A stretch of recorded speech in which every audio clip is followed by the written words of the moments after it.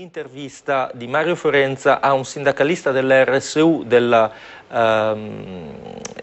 Carbosulcis, si chiama Sandro Mereu, ma prima vediamo la cronaca dei fatti, l'occupazione di fatto da ieri notte di una miniera del Sulcis da parte di circa 200 operai che ancora si trovano lì per protestare contro la possibile chiusura, il rischio di chiusura degli impianti. Chiedono al governo di decidere su un riutilizzo degli impianti, una strategia per continuare a lavorare. Ma sentiamo allora prima Elisabetta Azzeni, poi l'intervista.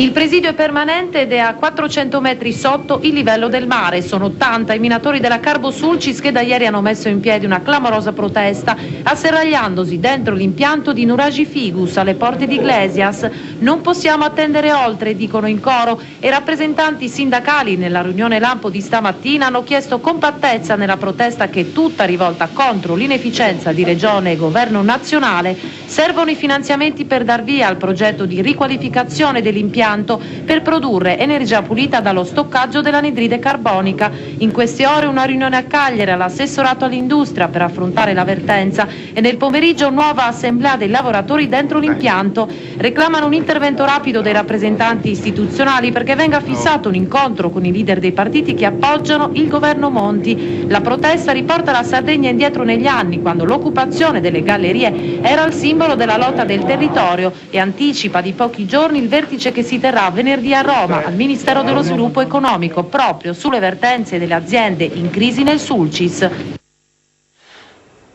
Ma cerchiamo di capire tutti i risvolti di questa vicenda che si fa di ora in ora più preoccupante. Noi siamo collegati al telefono dalla miniera di Nuragi Figus con Sandro Mereu della RSU di Carbosulcis. Buongiorno, benvenuto a Rai News. Buongiorno a voi. Partiamo dalla cronaca di questi minuti. Qual è la situazione nella miniera proprio in questi minuti, in queste ore? Quanti sono gli operai asserragliati? Quali anche le loro condizioni di salute?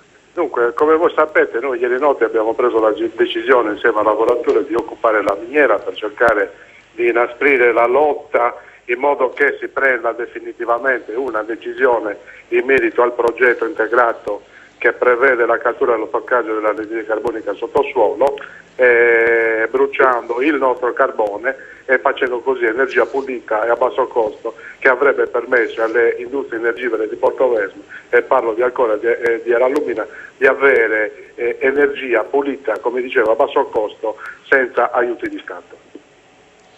Ecco, quindi chiedete sostanzialmente una conversione. No, niente, noi è da anni che è in piedi questo progetto integrato dove si sta andando avanti a rinvii e a proroghe. Tenga presente che è stata chiesta un'altra ulteriore proroga per 2013, sappiamo benissimo che la Regione Sardegna non ha più fondi da mettere a disposizione per quanto riguarda questa miniera, quindi noi siamo stanchi di aspettare di promesse fatte dai politici di turno e quindi stiamo chiedendo agli stessi politici di prendere veramente una decisione in merito a questo progetto. Noi siamo qui e non lasciamo la miniera. Se la miniera la vogliono chiudere non lo faranno mai, ma decideremo noi di chiuderla se loro non prendono decisioni.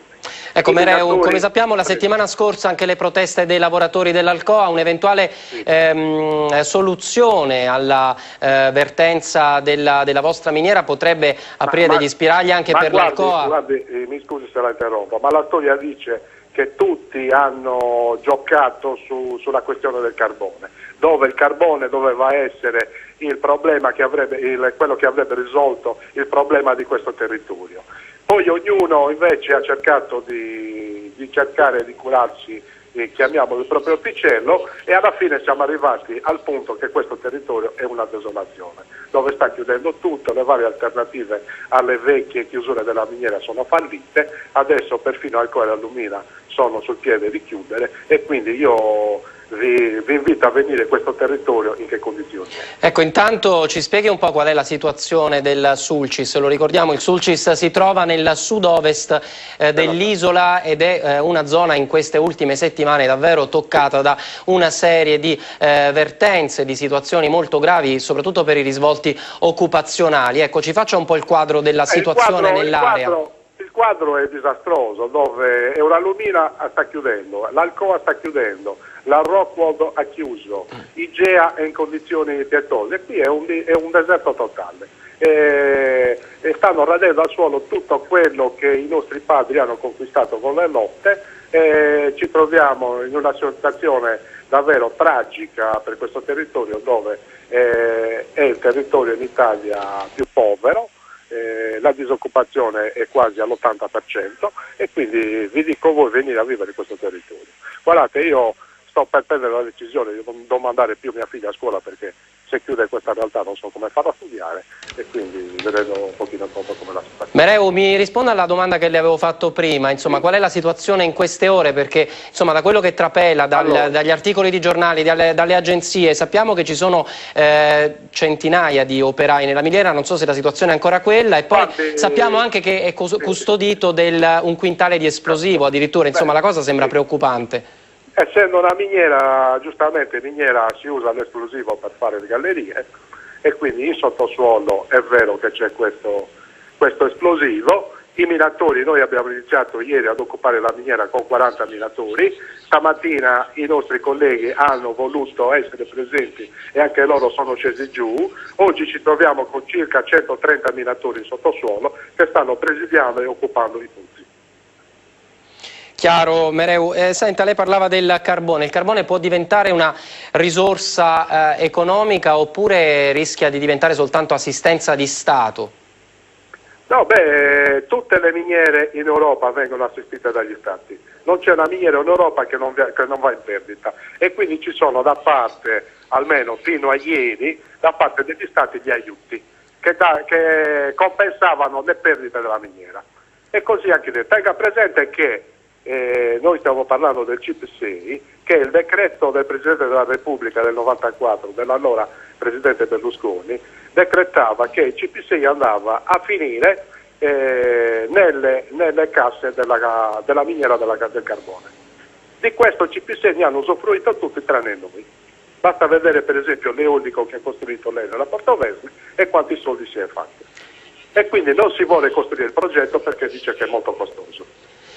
Sandro Mereu, prima di salutarci, ecco, quali sono le vostre intenzioni, nel senso, quando uscirete dalla miniera? Le nostre intenzioni sono queste: che il 31 di agosto al MISE, al Ministero dello Sviluppo Economico, si prenda veramente una decisione nei confronti di questo progetto, nei confronti di questa miniera e nei confronti delle famiglie dei 470 minatori. Noi siamo qui e non molleremo. Quindi andrete avanti ad oltranza, come avete dichiarato in altre occasioni? Tenendo conto che avremo anche modo di fare iniziative molto più brutte di questa che stiamo facendo.